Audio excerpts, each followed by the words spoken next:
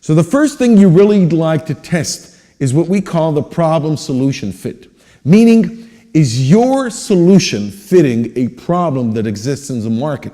And to do this, there are many techniques that we call discovery techniques to understand where the problems lie. Some of them are the direct kind of techniques that talk to customers. So we do some lab studies, we do some interviews, we do some surveys, maybe some workshops with customers. Sometimes you get them to play a game we call innovation games, such as building a box, where they actually design their own solution. And through that, you get the understanding of what problems or pains they're trying to solve. The other part where we move on is where you'd like to test something, meaning you put something in their hands. We call this the product market fit, where you actually give them something. Now that something could be a lot of things. It could be that we're trying to have some fake sales, mock sales, or send some links to campaign with ad trackers that allow you to understand what interests them, what brings relevance to them. Another way is to build your MVP. An MVP is the minimum viable product. Now, minimum viable product means minimum because you know you're going to fail at some point and you'd like to pivot. Viable means it brings value to them and it brings value to us. And product doesn't mean you have to build a product.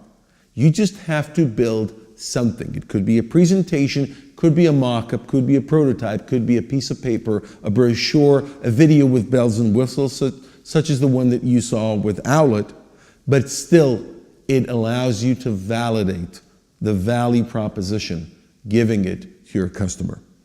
So I'd like to talk about testing desirability and focus on something that's going to be critical for you entrepreneurs when you set out to the field. And the first thing is about testing three things. The first thing is about relevance and interest.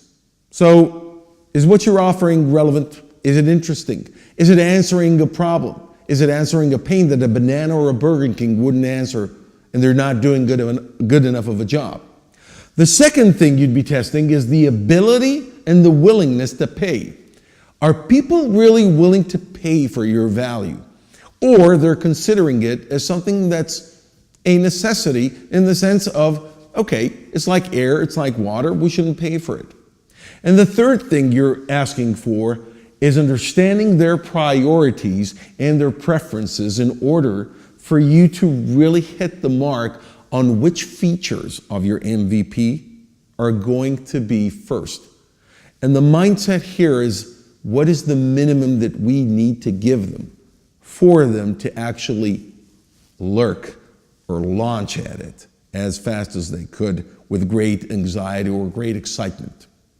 So the last thing you'd like to test when you get to a solution fit is, that's right, their needs. And I'd like to focus on one technique that I think is essential, and we at Model Z do this a lot with our customers.